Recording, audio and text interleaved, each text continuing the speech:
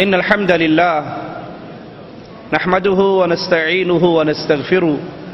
ونعوذ بالله من شرور أنفسنا ومن سيئات أعمالنا من يهده الله فلا مضل له ومن يضلل فلا هادي له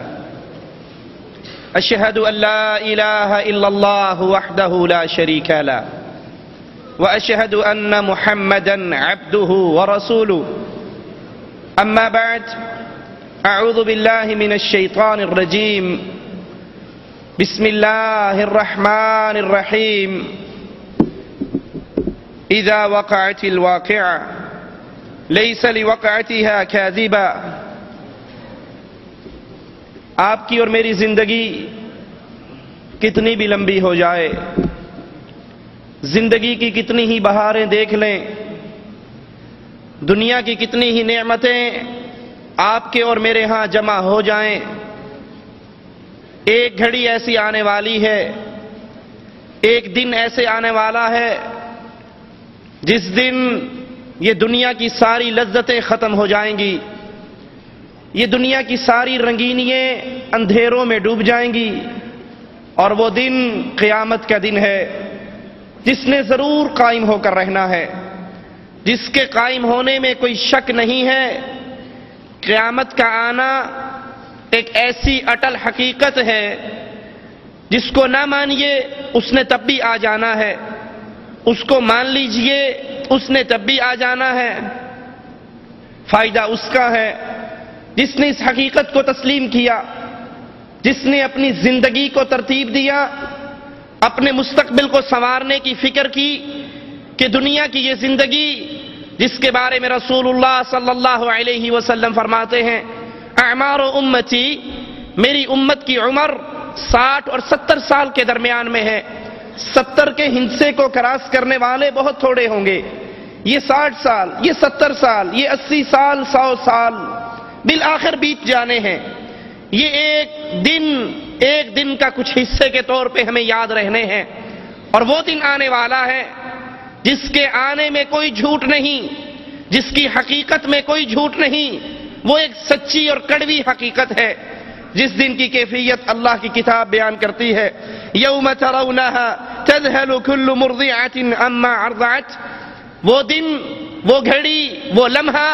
جس دن کی شدت کا یہ حال ہوگا کہ دودھ پلانے والی ماں جو اپنے بچے پر بڑی ہی مہربان ہوتی ہے، جو اپنے بچے سے بڑی ہی محبت کرتی ہے، رسول کریم علیہ الصلاۃ والسلام ایک عورت کو دیکھتے ہیں جس کا بچہ گم جاتا ہے، وہ گم جانے والا بچہ جب ملتا ہے یہ عورت اپنی چھاتی سے لگاتی ہے، اس کو دودھ پلاتی ہے، اس سے سکون حاصل کرتی ہے۔ نبی پوچھتے ہیں میرے صحابہ کیا یہ عورت اپنے اس بچے کو آگ میں پھینک دے گی؟ کہا نہیں اللہ کے حبیب، یہ تو ماں ہے، ماں تو اتنی مہربان ہوتی ہے وہ کبھی بھی اپنے اس معصوم کو آگ میں نہیں پھینکے گی۔ فرمایا اللہ اپنے بندوں پر ماؤں سے زیادہ مہربان ہے، اتنی مہربان ماں۔ اس ماں کی کیفیت یہ ہوگی کہ دودھ پلانے والے کو بچے کو بھول جائے گی، جس دن حاملہ اپنے حمل کو گرا دے گی، جس دن لوگوں کی کیفیت دیکھو گے وَتَرَى النَّاسَ سُكَارَىٰ کہ لوگ جیسے نشے کی حالت میں ہیں۔ حقیقت کیا ہوگی کہ ان کے اوپر نشہ طاری نہیں ہوگا، وَلَكِنْ عَذَابَ اللَّهِ، لیکن اللہ کا عذاب، اللہ کی پکڑ یہ اتنی شدید ہوگی کہ انسان اسی فکر کے اندر اپنے ہوش و حوال پہ قابو نہیں رکھ سکے گا۔ یہ وہ دن ہے، یہ وہ قیامت کی گھڑی ہے جس دن کسی نے کسی کے کام نہیں آنا۔ قرآن حکیم ایک منظر کھینچتا ہے، قرآن حکیم کھلی ہوئی کتاب ہمارے سامنے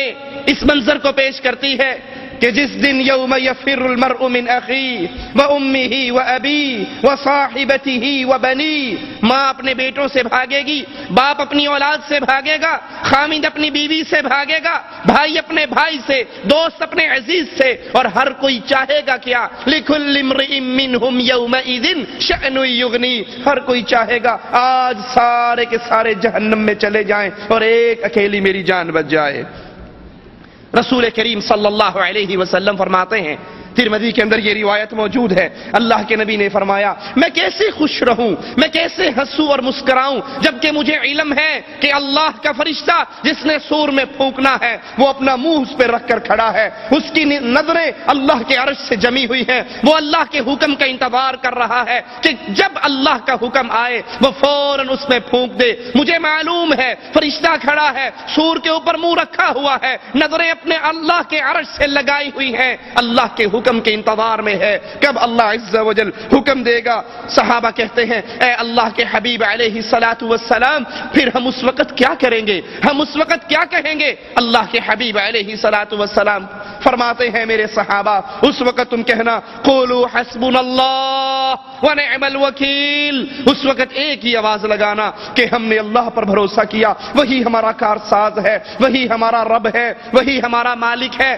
اللہ عز و جل کے کلام کی ان آیات پہ غور کیجئے، وَنُفِخَ فِي الصُّورِ فَصَعِقَ مَنْ فِي السَّمَاوَاتِ وَمَنْ فِي الْأَرْضِ إِلَّا مَنْ شَاءَ اللَّهُ ثُمَّ نُفِخَ فِيهِ أُخْرَى فَإِذَا هُمْ قِيَامٌ يَنظُرُونَ۔ سور میں پھونک ماری جائے گی تو آسمان اور زمین میں جتنے ہیں وہ سب بے ہوش ہو کے گر جائیں گے سوائے ان کے جن کو اللہ عز و جل بچانا چاہے گا۔ پھر دوسری بار پھونک ماری جائے گی تو تمام لوگ کھڑے ہو کر دیکھنے لگیں گے، اس دن اللہ کے دربار میں پیشی ہوگی، اس دن اللہ کی عدالت میں حاضری ہوگی، اس دن اللہ کے سامنے پیشی ہوگی، لوگ انتظار کریں گے اپنے رب کا۔ صحابی رسول سے آقا علیہ السلام پوچھتے ہیں اس دن تیرا کیا حال ہوگا جس دن تجھے ایک اللہ کے لیے کھڑا کیا جائے گا، حالت کیا ہوگی؟ لا یأتیک خبر من السماء، کوئی خبر نہیں آ رہی، کوئی اطلاع نہیں آ رہی، ساری انسانیت اور جن ایک میدان میں کھڑے ہیں اپنے اللہ کا انتظار کر رہے، صدیے اسی انتظار پہ بیت جائیں گی۔ ما ينظرون إلا صيحة واحدة تأخذهم وهم يخصمون فلا يستطيعون توصية ولا إلى أهلهم يرجعون ونفخ في الصور فإذا هم من الأجداث إلى ربهم ينسلون۔ یہ لوگ ایک چیخ کا انتظار کر رہے ہیں کہ وہ کب وہ چیخ بلند ہوگی جو انہیں اپنی گرفت میں لے لے گی، جب وہ آپس میں جھگڑ رہے ہوں گے۔ اس کے بعد پھر کوئی وصیت کرنا چاہے، پھر کوئی اللہ نام پہ کچھ دینا چاہے، پھر وہ اپنے مال کو بانٹنا چاہے، پھر وہ کسی کو کوئی پیغام دینا چاہے، پھر وہ کوئی نیکی کرنا چاہے، جب یہ چیخ ان کو اپنی گرفت میں لے لے گی پھر یہ کوئی وصیت نہیں کر سکیں گے اور نہ ہی اپنے گھر والوں کی طرف لوٹ سکیں گے، نہ یہ واپس جا سکیں گے، نہ اپنے بیوی بچوں میں جا سکیں گے۔ اس دن کیفیت کیا ہوگی کہ یہ انسان سور پھونکا جائے گا اور یہ سارے نکلیں گے، اپنی قبروں سے نکلیں گے اور اپنے رب کی طرف تیزی کے ساتھ چلیں گے۔ یہ دن اتنا شدید ہے لوگوں، یہ دن اتنا خطرناک ہے لوگوں، اس دن کوئی کسی کا ساتھی نہیں رہے گا، کوئی کسی سے پیار و محبت کرنے والا کسی کو یاد نہیں رکھے گا۔ صحیح مسلم میں ہے، ابن عمر رضی اللہ عنہما سے روایت ہے، فرماتے ہیں کہ رسول اللہ صلی اللہ علیہ وسلم کو میں نے یہ فرماتے ہوئے سنا کہ پھر سور پھونکا جائے گا، جو کوئی اس کی آواز سنے گا وہ اپنی گردن کو ایک طرف جھکا دے گا اور دوسری طرف اٹھا دے گا۔ سب سے پہلے جو شخص اس کی آواز سنے گا وہ ہوگا جو اپنے اونٹوں کو پانی پلانے کے حوض کو لیپ رہا ہوگا۔ یہ شخص یہ چیخ سن کر، یہ آواز سن کر، یہ پھونک سن کر بے ہوش ہو جائے گا۔ جب سارے لوگ بے ہوش ہو جائیں گے تو اللہ عز و جل آسمان سے بارش کو نازل فرمائے گا جو شبنم کی طرح ہوگی، اس کی وجہ سے لوگ رک جائیں گے، یعنی قبروں میں پھر مٹی کے جسم بن جائیں گے۔ پھر وہ دوبارہ سور پھونکا جائے گا تو سب اچانک کھڑے ہوں گے، سب اللہ کے دربار میں پیش ہوں گے۔ وہ اللہ جس نے پانی کے ایک قطرے سے، نطفے سے انسان کو پیدا کیا، وہ اللہ قادر ہے مرنے کے بعد یہ جسم مٹی ہو جائے گا۔ جس کے جسم کو چاہے اللہ بچائے تو بچائے، وگرنہ یہ جسم خاک میں بدل جائے گا۔ تو اللہ عز و جل دوبارہ ان جسموں کو پھر اکٹھا فرمائے گا، پھر ان کو پیدا فرمائے گا، پھر ان کو کھڑا کرے گا۔ صحیح مسلم میں ہے، ابو ہریرہ رضی اللہ عنہ وارضاہ فرماتے ہیں رسول اللہ صلی اللہ علیہ وسلم نے فرمایا 2 پھونکوں کے مابین 40 ہوں گے۔ سائل پوچھتا ہے ابو ہریرہ رضی اللہ عنہ وارضاہ سے اس سے مراد کیا ہے؟ 40 دن ہوں گے، 40 ماہ ہوں گے، 40 سال ہوں گے؟ وہ کہتے ہیں مجھے نہیں یاد، 2 پھونکوں کے درمیان 40 ہوں گے۔ اس کے بعد آسمان سے پانی اترے گا جس سے انسانی جسم قبروں سے ایسے نکلیں گے جیسے درخت اگتے ہیں، جیسے پودے اگتے ہیں، انسانی جسم اگ جائیں گے جیسے سبزی اگتی ہے۔ انسان کی ساری ہڈیاں گل سڑ جاتی ہیں، مٹی ہو جاتی ہے، سوائے ریڑھ کی ایک ہڈی کے، اسی سے قیامت کے دن دوبارہ انسان کو بنایا جائے گا اور اللہ عز و جل کے دربار میں کھڑا کیا جائے گا. لیکن اس کے ساتھ یاد رکھیے اللہ عز و جل نے اس زمین پر اس مٹی پر اپنے انبیاء کے جسموں کو حرام کر دیا ہے. مٹی انبیاء کے جسموں کو کھا نہیں سکتی. یہ موت کے بعد دوبارہ اٹھایا جائے